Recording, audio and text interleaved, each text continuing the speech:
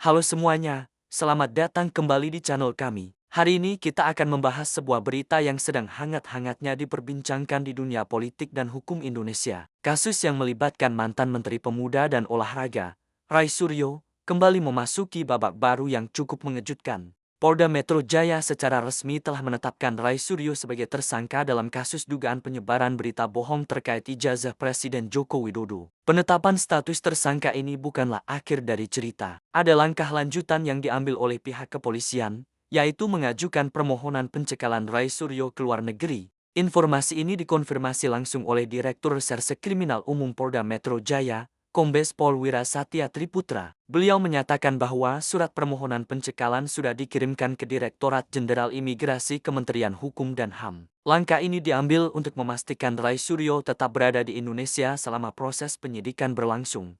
Tujuannya jelas, agar proses hukum dapat berjalan lancar dan Rai Suryo bisa kooperatif memenuhi panggilan pemeriksaan kapanpun dibutuhkan. Mari kita sedikit mundur ke belakang untuk memahami bagaimana kasus ini bermula. Semuanya berawal dari sebuah unggahan di media sosial X, atau yang dulu kita kenal sebagai Twitter. Sebuah akun dengan nama pengguna Aroba Zikri Zaman, yang diduga milik Rai Suryo, mengunggah konten yang mempertanyakan keaslian ijazah Presiden Jokowi dari Universitas Gadjah Mada. Unggahan tersebut berisi tulisan yang cukup provokatif, berbunyi, "Ini ijazah Jokowi waktu lulus S1 di UGM. Lah terus selama ini yang dipakai kerja dan daftar presiden itu pakai ijazah yang mana?" Selain tulisan, unggahan itu juga menyertakan foto ijazah milik seseorang bernama Joko Wahyudi, yang kebetulan memiliki nama dan tanggal lahir yang mirip dengan Presiden Jokowi, disertai dengan foto wisuda presiden. Konten inilah yang kemudian memicu reaksi keras dari publik dan akhirnya berujung pada laporan polisi. Adalah seorang pengacara bernama Arianto yang melaporkan Rai Suryo ke Polda Metro Jaya pada tanggal 2 Oktober tahun 2023. Laporan tersebut didasarkan pada dugaan tindak pidana penyebaran ujaran kebencian dan berita bohong. Tuduhannya serius, yaitu melanggar pasal 28 ayat 2 Junito pasal 45 bukaan diafragma ayat 2 Undang-Undang Informasi dan Transaksi Elektronik, serta pasal 14 dan 15 Undang-Undang Nomor 1 Tahun 1946 tentang Peraturan Hukum Pidana. Setelah laporan diterima, penyidik Polda Metro Jaya langsung bergerak cepat. Mereka mulai melakukan serangkaian penyelidikan, termasuk memanggil sejumlah saksi dan ahli untuk dimintai keterangan. Proses ini berjalan cukup lama, sekitar 9 bulan, sebelum akhirnya penyidik memiliki cukup bukti untuk menaikkan status kasus ini dari penyelidikan ke penyidikan. Puncaknya, pada hari Jumat, 5 Juli tahun 2024, Polda Metro Jaya secara resmi mengumumkan penetapan Rai Suryo sebagai tersangka. Penetapan status tersangka ini didasarkan pada dua alat bukti yang sah sesuai dengan ketentuan dalam Kitab Undang-Undang Hukum Acara Pidana. Meskipun polisi belum merinci secara detail apa saja alat bukti tersebut, namun bisa dipastikan bahwa keterangan dari saksi, ahli, serta bukti-bukti petunjuk lainnya sudah dianggap cukup kuat oleh penyidik.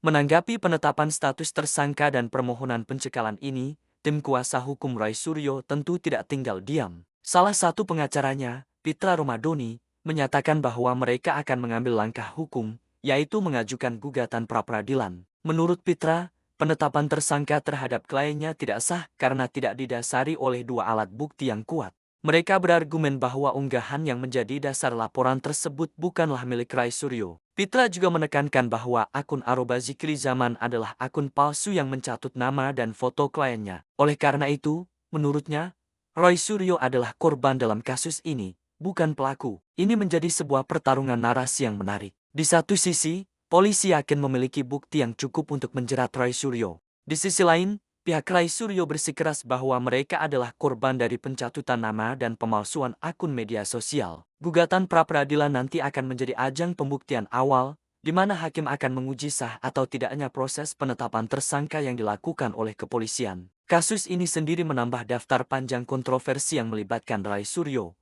terutama yang berkaitan dengan media sosial dan isu politik.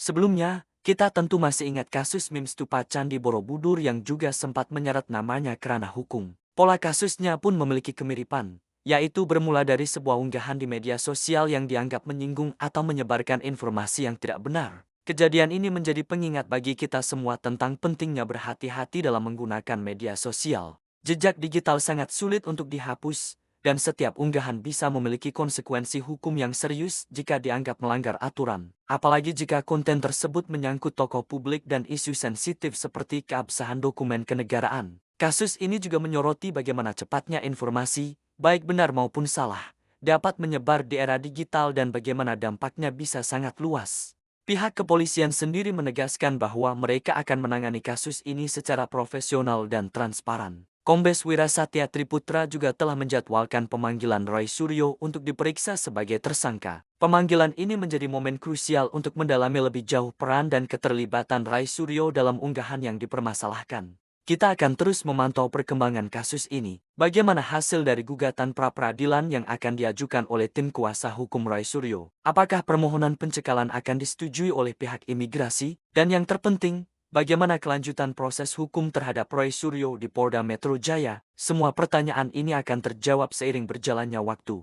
Kasus ini bukan hanya tentang satu individu, tetapi juga tentang bagaimana kita sebagai masyarakat dan negara menyikapi peredaran informasi di dunia maya. Ini adalah ujian bagi penegakan hukum di bidang siber dan juga pelajaran berharga bagi setiap pengguna internet. Demikian update terkini mengenai kasus yang menjerat Roy Suryo. Kami akan terus memberikan informasi terbaru sobald ada perkembangan signifikan. Apa pendapat kalian tentang kasus ini? Silakan tulis di kolom komentar di bawah. Mari kita berdiskusi dengan sopan dan saling menghargai. Terima kasih sudah menonton video ini sampai akhir. Jangan lupa untuk like, komen, dan subscribe agar kalian tidak ketinggalan informasi-informasi menarik lainnya dari channel kami. Sampai jumpa di video berikutnya.